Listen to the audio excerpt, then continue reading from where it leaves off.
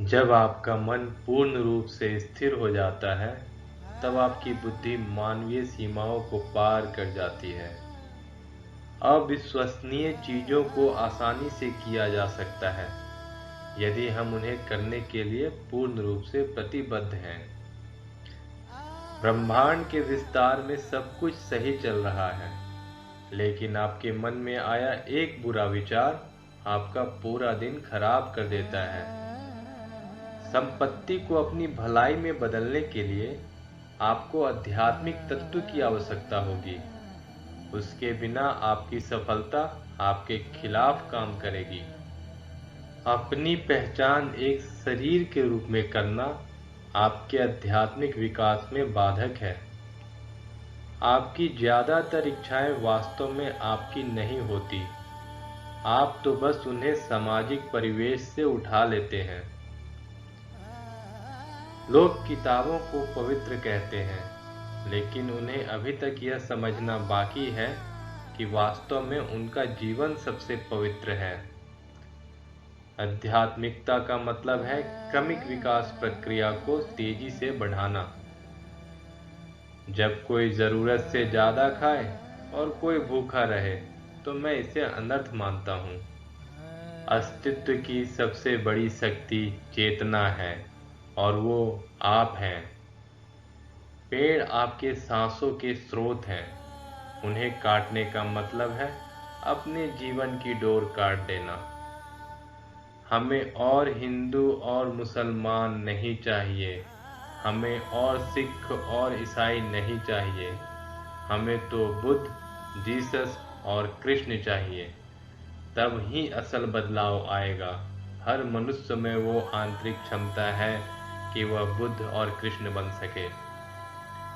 एक गुरु कोई ऐसा नहीं होता जो आपके लिए मशाल पकड़ता है, वो खुद मशाल होता है। हर चीज को ऐसे देखना जैसे कि वो है, आपको जीवन में सहजता से जीने की शक्ति देता है। शिक्षा का उद्देश्य ज्ञान की प्यास प्रज्वलित करने में होना चाहिए। खुशी बस आनंद की छाया मात्र है। जब आपके अंदर कोई आनंद नहीं होता, तो आप खुशी खोजने लगते हैं। जिस तरह की क्षमता एक मनुष्य में होती है, उसका यह जीवन बहुत छोटा लगने लगता है।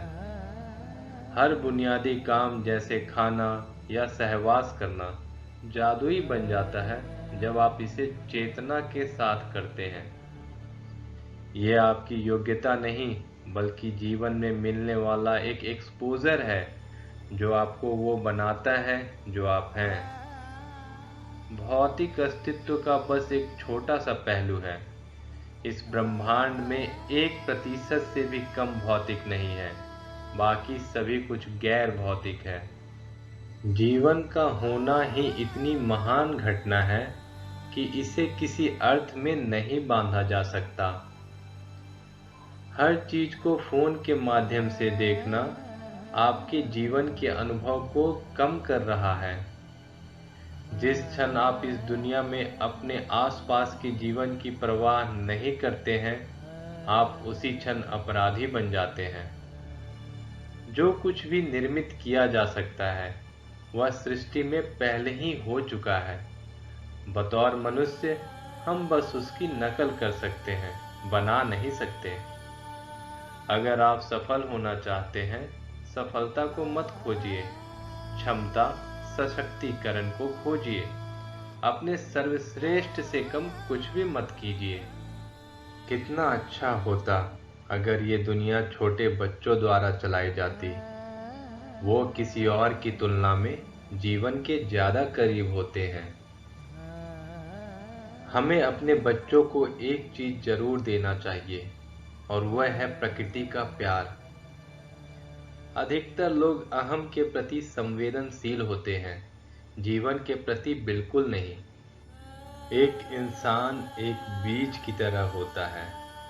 या तो आप इसे वैसे ही रख सकते हैं जैसा वह है, या फिर आप इससे फल और फूल की अपेक्षा कर सकते हैं, एक अद्भुत पेड़ के रूप में उसे विकसित कर सकते हैं। भक्ति तब तक होती है जब जीवन के साथ आपकी भागीदारी इतनी पूर्ण होती है कि आपका खुद का अस्तित्व कोई मायने नहीं रखता। अगर कोई आपके अहंकार पर कदम रखता है तो वो आपका दुश्मन बन जाता है, लेकिन एक सच्चा गुरु आपका दोस्त होता है और वह आपके अहम को लगातार कुचलता रहता है। जब तक आप अपने कष्टों से बेखबर नहीं होंगे, आपको कोई हक नहीं है दूसरों की कष्टों से बेखबर होने का। अध्यात्म परम लालच है।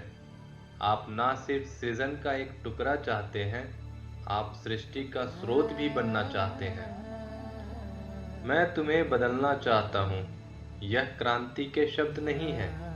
मैं बदलना चाहता हूँ, ये एक क्रांति है। दुर्घटना हमारी मृत्यु नहीं, बल्कि हमारे बहुत सारे जन्म हैं। अध्यात्म कोई विकलांगता नहीं है, यह जीवन का एक अभूतपूर्व सशक्तिकरण है।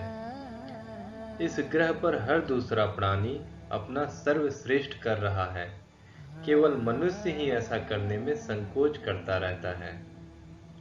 जो भी होता है, अंत में जीवन खुद को सही कर लेता है। चाहे आप कोई व्यापार, उद्योग या देश चला रहे हों, जो चीज चाहिए वह है अंतर्दृष्टि, ईमानदारी और प्रेरणा। गलत खेती के तरीकों से हम उपजाऊ जमीन को रेगिस्तान में बदल रहे हैं। जब तक हम वापस जैविक खेती की ओर नहीं लौटते, मिट्टी को नहीं बचा पाएंगे और हमारा भविष्य खतरे में होगा। अधिकतर मनुष्य पिंजरे में कैद एक चिड़िया की तरह जीते हैं, जिसका दरवाजा तो टूटा है, पर आदतवश हम पिंजरे में सोने का पानी चढ़ाने में व्यस्त होते हैं। हम अपनी परम संभावनाओं तक नहीं पहुंच पाते। किसी के लिए अनुरक्त होना दूसरे व्यक्ति के बारे में नहीं है, ये आपकी अपनी अपर्याप्तता के बारे में है। आत्मा, स्वर्ग या भगवान के बारे में बात मत करो। किसी ऐसी चीज के बारे में बात करना जो आपके लिए वास्तविकता से दूर है, झूठ के समान ही है। ईमानदारी कार्यवाही के बारे में बिल्कुल नहीं है, बल्कि यह तो उद्देश्य के बारे में है। क्या आप इसे सबकी भलाई के लिए कर रहे हैं या अपने फायदे के लिए? मेरी कोई अपनी राय नहीं होती। केवल जब किसी काम के लिए आवश्यक हो जाता है, मैं कोई निर्णय लेता हूँ। राय हमारी वृद्धि के लिए बाधक होते हैं। आध्यात्मिकता विशेष बनने के बारे में नहीं है, ये हर के साथ एक हो जाने के बारे में है। कोई भी कार्य तनावपूर्ण नहीं होता। शरीर, मन और भावनाओं का प्रबंधन न कर पाने की आपकी असमर्थता उसे तनावपूर्ण बना देती है। गप्पे मारना आपके आसपास के लोगों के साथ एक तरह का बेमेलपन है। या तो आप सबके बारे में गप मार सकते हैं या सबके साथ एक हो सकते हैं। पानी की भी अपनी याददाश्त होती है। आप इसके साथ जैसा व्यवहार करेंगे, यह आपके शरीर के साथ भी वैसा ही व्यवहार करेगा। सद्गुरु जग्गी वासुदेव एक महान योगी, दिव्यदर्शी, युग दृष्टा, मानवतावादी तथा एक आधुनिक गुरु के रूप में जाने जाते हैं। वह ईसा फाउंडेशन के प्रणेता भी हैं।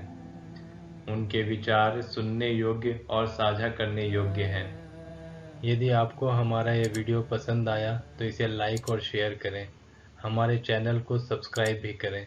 धन्यवाद।